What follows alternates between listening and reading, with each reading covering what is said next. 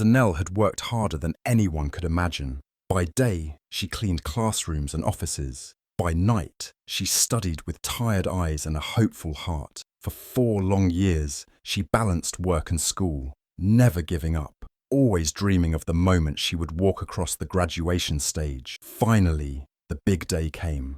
She sat in the crowd, heart pounding, waiting to hear her name. But it never came. Instead, her stepsister walked the stage, smiling, wearing Zanelle's gown, holding her degree. The audience clapped, not knowing the truth. Zanelle sat frozen, confused and heartbroken.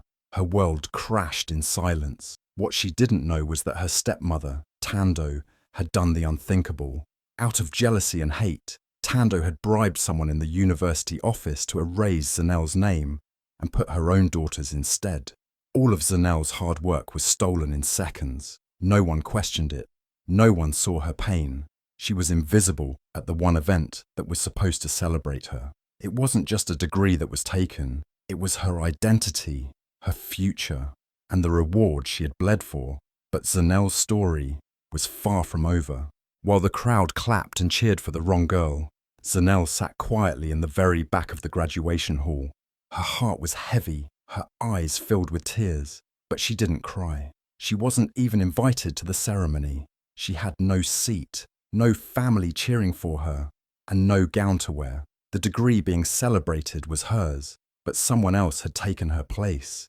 Her stepsister smiled on stage, holding Zanelle's achievement like it was hers. No one noticed the girl in the shadows, the one who had truly earned it. Zanelle had dreamed of that day for years. Every sleepless night, every floor she cleaned, every exam she studied for, it was all meant to end in that one proud moment. But it was stolen, and the world moved on like nothing had happened. When Zanelle returned home, hoping maybe it was all a mistake, she found the door to her room wide open. Her books were gone, her clothes were scattered, her university certificate, the one she had waited years to touch, had been burned. The ashes were still on the floor. Her stepmother, Tando, stood in the corner, watching her with cold eyes. "The world belongs to those with power, not dreams," she said with a smirk.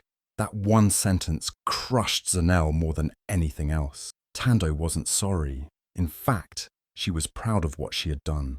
Zanelle looked around. The home she had once known felt like a prison now. She had nothing left. No family, no degree, no future, it seemed. That night, while the house was quiet, Zanelle quietly packed a small bag. She didn't have much, just her ID card, a flash drive with her final thesis saved on it, and a heart full of fire. She didn't know where she was going, but she knew she couldn't stay. She stepped out into the cold night, the sky above her empty and dark, just like the path ahead. But inside her, a tiny light still burned. The world may have knocked her down, but it hadn't destroyed her spirit. With every step she took away from that house, she felt a little stronger. She had lost everything, but she still had herself. Zanelle walked through the night without looking back. She ended up on a crowded bus heading to a place she'd only heard about, Lubango. She had no plan, no job, no one waiting for her. But she had a belief deep inside her. If she had survived this long, she could survive anything. She arrived in Lubango with nothing but hope and determination. The city was busy and loud, but Zanelle was quiet. She found a cheap women's hostel and asked for a place to sleep. The manager, an older woman with kind eyes, saw something in Zanelle's face and gave her a small room. To survive, Zanelle took a job at a newspaper stand on the corner of a busy street. She stood there every day, rain or shine, selling papers and snacks to people rushing by. Most didn't notice her, but Zanelle noticed everything. She kept reading the newspapers herself, keeping her mind sharp, studying speeches, editorials, and policies. She didn't complain.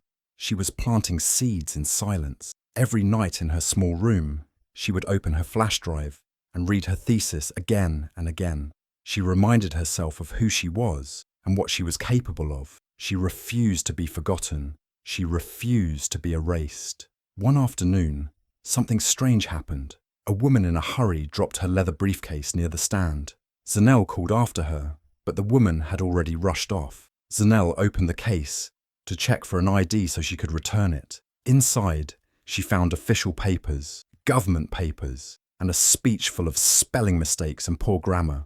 Zanelle read through it and couldn't help herself. She pulled out a pen and started correcting it. Not to show off, not to be seen, just because she believed that words should matter, and that if something could be made better, it should be. The next day, the woman came back. She was a parliament member. She had realised her speech was missing and tracked it down to the stand. When Zanelle handed it back, the MP noticed the careful corrections. She was shocked. "Did you do this?" she asked. Zanelle hesitated but nodded. The woman smiled, deeply impressed. "What's your story?" she asked, and for the first time in a long time, Zanelle told the truth. Not just the facts, but the pain, the betrayal, the dreams she still carried. The MP was so moved, she offered Zanelle a job as a junior speechwriter. Just like that, everything began to change. Zanelle stepped out of the shadows and into the world she belonged to. Her past still hurt, her scars were still fresh, but now she had a chance to use her pain as power. She was no longer the invisible girl in the back of the hall. She was on her way to becoming someone that even her stepmother couldn't ignore. The girl who lost everything was slowly becoming the woman who would one day change everything. And it all began with heartbreak, humiliation, and a hidden strength no one saw coming. When Zanelle arrived in Lubango, she was tired, hungry, and completely alone. She had no family, no money, and no clear plan. But she had something stronger than all of that. She had hope. The city was big and loud, full of strangers who didn't know her name or her past. That was both scary and comforting. After days of walking around and asking for help, she found a small women's hostel. The building was old, the rooms were small, but it was safe. The manager was a kind woman who didn't ask too many questions. She gave Zanelle a bed and a little corner to call her own. For the first time in a long time, Zanelle had a roof over her head and a door she could close. To survive, Zanelle found work at a small newspaper stand just a few streets away from the hostel. She stood there every morning, selling newspapers, chewing gum, and bottled water to people rushing to work. Most customers didn't even look at her. To them, she was just another vendor, someone invisible. But while they ignored her, she paid attention to everything. She read every headline, studied every opinion column, and even kept a little notebook where she wrote her thoughts. She wasn't just selling the news, she was learning from it. She watched how people talked, what they cared about, and how leaders spoke in their interviews. She was quiet, but her mind was busy. She was preparing for something, even if she didn't know what. One hot afternoon, something unexpected happened. A well-dressed woman, clearly in a rush, dropped her briefcase near the kiosk. Zanelle saw it fall but didn't have time to stop her. The woman disappeared into the crowd. Zanelle picked up the case and looked around, but the owner was already gone. She thought of handing it to the police, but something made her pause. Maybe she could find some ID inside to return it. She carefully opened the case and found a few folders, some business cards, and a printed speech. The logo at the top read Office of the Honourable Member of Parliament. Zanelle's eyes widened. She had never seen such a document up close. Out of habit, she started reading the speech. It was supposed to be powerful, but it was filled with spelling errors, poor grammar, and unclear points. Zanelle was shocked. How could something this important be so messy, she thought. Without even planning to, she pulled out a pen and began making corrections. Line by line, she fixed the grammar, made the ideas clearer, and improved the flow of the speech. She didn't change the message, just made it shine. When she was done, she placed the original and the corrected version back in the folder and zipped the bag. She left a small sticky note that said, "I hope this helps. No need to thank me." The next morning, the same woman returned. She was clearly important. People moved out of her way as she walked. She stopped at the stand and looked directly at Zanelle. "Did you find a black leather briefcase here yesterday?" she asked. Zanelle nodded and handed it to her. The woman opened it, saw the corrected speech, and looked back at Zanelle with surprise. "Did you make these changes?" she asked. Zanelle looked nervous, but told the truth. "Yes, I was only trying to help. It wasn't perfect." The woman smiled, but her eyes were serious. "Who are you?" she asked. And just like that, Zanelle told her story. Not all of it, but enough to show the pain she had lived through and the fire that still burned inside her. The woman listened carefully. She was not just any politician. She was someone who believed in giving people chances. She saw something rare in Zanelle: honesty, talent, and strength. She didn't laugh at her story. She didn't look down on her job. Instead, she said something that changed Zanelle's life forever. "I could use someone like you," she said. "How would you like to work with me?" As a junior speechwriter, Zanelle could hardly speak. She had gone from being a cleaner to being invisible to being betrayed and homeless. Now someone was offering her a real job, a place where her voice could finally be heard. She nodded, tears in her eyes. The MP handed her a business card and said, "Come to my office on Monday. Let's begin." That night, Zanelle lay in her small hostel bed, staring at the ceiling. Her heart was full. After all the heartbreak, all the silence, something good had finally come her way. She wasn't just going to survive anymore. She was going to rise. She held the card tightly in her hand and whispered to herself, "This is just the beginning." And she was right. It was the beginning of something incredible. In just 2 years, everything changed for Zanelle. The girl who once stood at a newspaper stand, unnoticed and forgotten, was now working inside Parliament buildings. She wasn't just typing reports or making tea. She was writing important speeches for leaders, speeches that were read on national TV, heard by ministers, and shared in schools. People were finally listening to her words. Her voice, once pushed aside and silenced, had become powerful. Zanelle worked harder than anyone. She arrived early, stayed late, and always gave her best. She studied government policies, read every book she could find about leadership, and asked questions until she understood it all. The same flash drive that held her university thesis now had her speech drafts too. She still carried it everywhere, as a reminder of where she came from. She never forgot the woman who gave her the first chance, the MP who saw her talent when no one else did. That woman didn't just give her a job, she gave her courage. One afternoon, after a long meeting about education reform, the MP looked at Zanelle and said, "You should run for office. You know what the people need. You've lived their struggles." Zanelle laughed at first. Me, a member of Parliament? But the seed was planted. She couldn't stop thinking about it. Over time, more people around her started saying the same thing. "You speak with heart. You understand real life. You're already leading quietly." Zanelle started to believe maybe it was possible. Maybe she didn't have to wait for someone else to speak for people like her.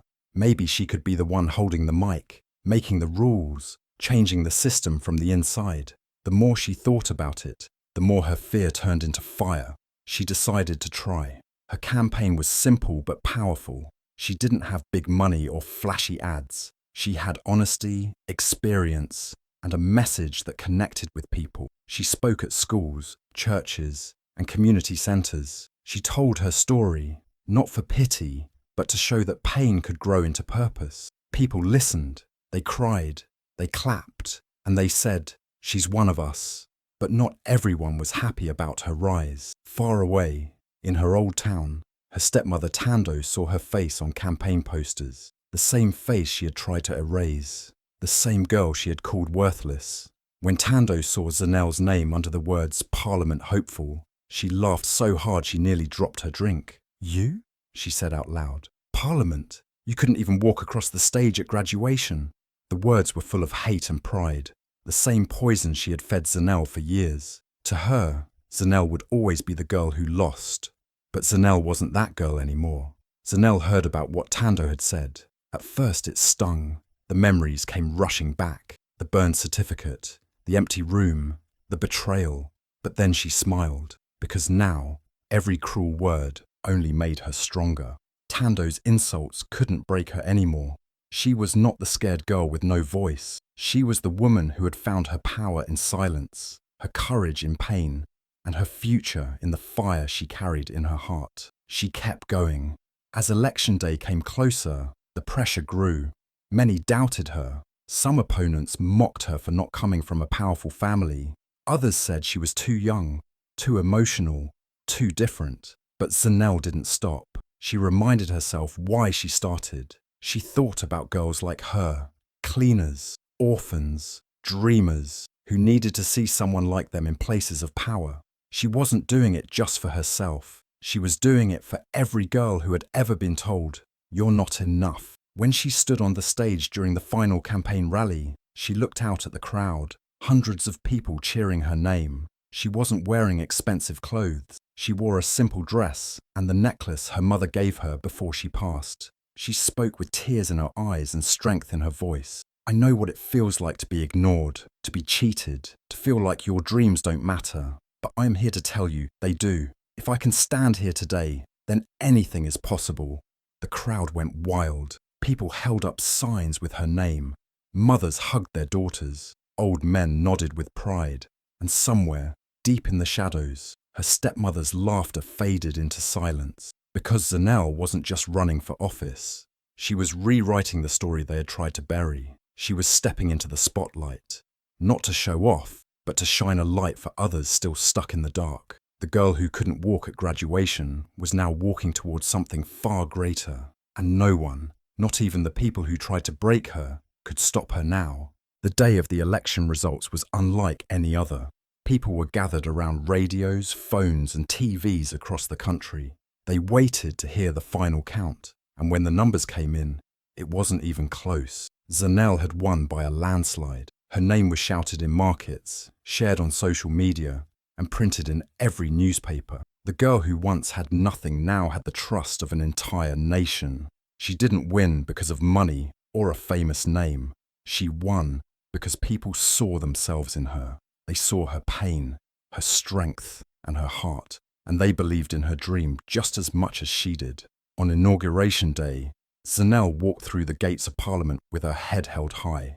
Cameras flashed, people cheered, but no one noticed the small detail that meant everything to her. She was wearing a long, dark robe, her graduation gown. It looked brand new, but it wasn't. It was the same one her stepmother had stolen years ago, the one that never got to touch the graduation stage. Zanelle had secretly found the pieces, stitched them back together, and made it hers again. That robe wasn't just clothing, it was proof that no one could truly take her future away. As she stood before the Parliament, ready to give her first speech, the room fell quiet. Everyone leaned in, expecting policies, promises, and formal words. But Zanelle had something else to say first. She looked straight into the camera, not just to the politicians in the room, but to the whole country, and especially to the ones who tried to break her. She took a breath and said clearly, "You stole my moment on stage, but now I make the laws that shape the stage itself."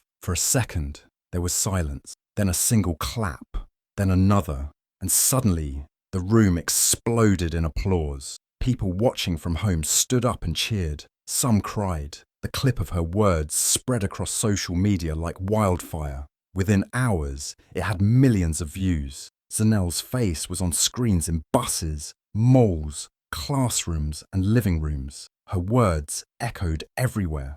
They were repeated by students, workers, teachers, and even other leaders. "You stole my moment, but now I make the laws." The power of that line wasn't just in the words, it was in the truth behind them. Everyone had felt stolen from at some point. Everyone had faced a moment where they were left behind, ignored, or replaced. But Zanelle showed the world that a stolen moment doesn't mean a stolen life. She showed that revenge wasn't always shouting back. It could be rising higher than they ever expected you to. That same evening, news channels played her speech over and over again. Her story was told across the continent. People who didn't even know her name a month ago were now drawing strength from her journey. Young girls wrote letters to her. Mothers told their daughters, "Be like Zanelle." Even people who had never voted before said, "This is the kind of leader we've been waiting for." And somewhere, in a quiet house, far from the city, her stepmother watched the broadcast. She stared at the TV, frozen, as Zanelle's voice rang out again and again. The robe, the words, the applause. It was everything she had tried to take away. But instead of destroying Zanelle, her betrayal had only made her stronger. Tando had laughed at Zanelle's campaign posters. Now the whole nation was clapping for the girl she said would never make it. And for once, Tando had nothing to say. Meanwhile, Zanelle didn't gloat. She didn't call out names or hold on to bitterness. She walked the halls of Parliament with grace. She focused on the work, education, equality, opportunity for all. But deep inside her heart, she knew what that day meant. It was a full circle, not just for her, but for everyone who had ever been told they weren't enough. That one speech wasn't just her moment. It was a movement, a reminder that even if your light is dimmed, it can shine again. That even if your name is left off the list, it can one day be written in history. And that no matter how painful your beginning is, your ending can still be powerful. Zanelle didn't just step into Parliament that day. She stepped into her purpose, and the world, once silent to her, was finally listening. After rising to power with grace and purpose, Zanelle chose not to forget where she came from. She used her voice to build something bigger than politics. She founded the True Name Foundation, a place where women who had been silenced, cheated, or pushed aside could finally be heard. It was for girls who, like her, had worked hard but had their names erased because of corruption or abuse. The foundation helped them get justice, recover their dreams, and start again, with their real names and real stories. Zanelle believed no woman should ever feel invisible. Despite everything her stepmother had done, Zanelle never pressed charges. She had nothing to prove to her anymore. Instead, she sent her a photo, a powerful one, taken in Parliament where Zanelle stood proud and strong. On the back she had written a message: "The world does belong to those with power, but mine came from pain, not privilege." It was simple, it was clear, and it said everything without hate. Zanelle's story soon became a viral documentary, watched across the continent. Her stolen graduation day became a powerful lesson taught in schools, not just a story of betrayal, but of strength, of truth, and of how one stolen name lit a fire that changed a nation.